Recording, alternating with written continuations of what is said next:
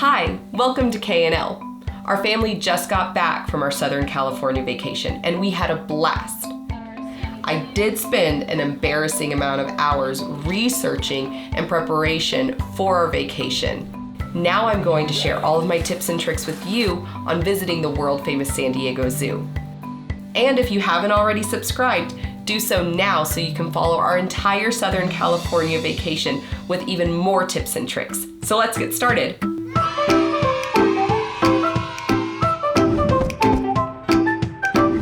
Partially frozen water bottles and frozen juice boxes are a perfect way to keep them cool and to keep you hydrated throughout the day. You can bring in food. We packed our lunch, but there are tons of dining options, such as Sabertooth Grill. Or you can get your hand stamp to leave to go and eat and then come back. The cheapest tickets I found in my research was the Go City card. If you pay at the gate, be prepared. Currently, adult tickets are $56 and child tickets are $46. A little bonus tip is kids are traditionally free in October. Now remember, the hours vary. We came in the dead of summer, so they were open from 9 a.m. to 9 p.m. Download the app before you go. This is a great digital map. It's how we were able to navigate the park with ease. It was easy to locate attractions and restrooms. Arrive early because this is when the animals are most active and when the park is less crowded. Parking is free. Enough said. They do have touring plans, but we didn't do one. Check out the app if you would like to do one yourself. Don't pack too much. There's a lot of walking, and a lot of it is uphill. Our kids are 5 and 3. So typically we wouldn't need a stroller, but for all the walking, it was helpful for their tired legs and even nap time. Once you get through the gate, immediately hop on the guided bus tour. It's about a 40-minute ride, which takes you around the perimeter of the park.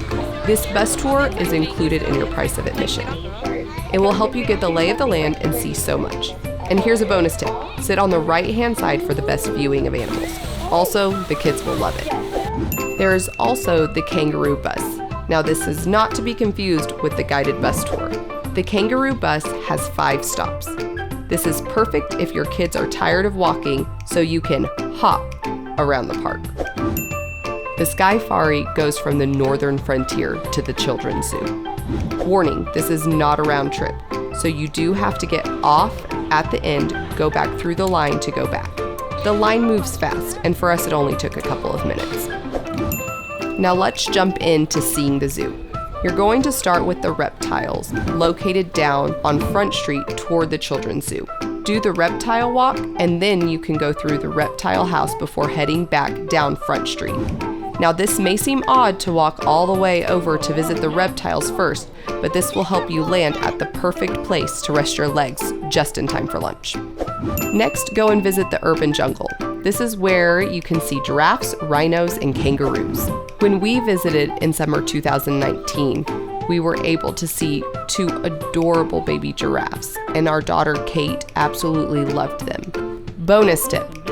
Summer is a great time to visit if you want to see adorable baby animals. The workers there say mating season is during the springtime, and so summertime is when you get to see all the cute little babies. Once you finish visiting the kangaroos, hop on over to the outback where you can visit the koalas. Continue down the same direction and go through Africa Rocks. There you'll be able to see some monkeys and some big cats. Walk back through Africa Rocks and take the corner around to Elephant Odyssey. This is where you can sit down and eat lunch at the Sabertooth Grill. And then afterwards, visit the elephants, of course. They were so playful whenever we visited them. After you've visited the Elephant Odyssey, be sure to check out the lions. Now this is where you'll hop on the Skyfari. Be sure to take this round trip so you can pick up where you left off. This was probably our favorite thing to do as a family. We got to fly above the park and see so much. Also, it was a nice cool breeze and a nice break for our legs. Once you finish your Skyfari round trip, go over and see the polar bears and reindeer at the northern frontier. Unfortunately, the polar bear was hiding from us.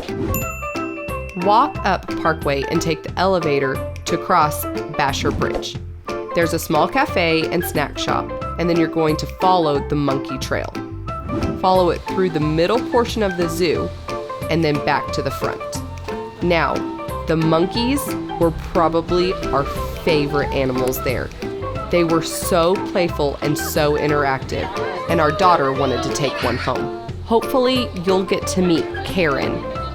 She's a monkey that is so incredibly playful and interactive, and the kids absolutely loved her. All of this covers the majority of the zoo in one day.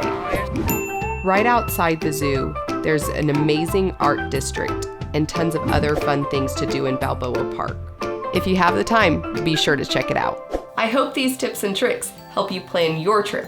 And if you've been to the San Diego Zoo before, leave your tips and tricks down in the comment section. And as always, thanks for watching, and don't forget to like, comment, and subscribe.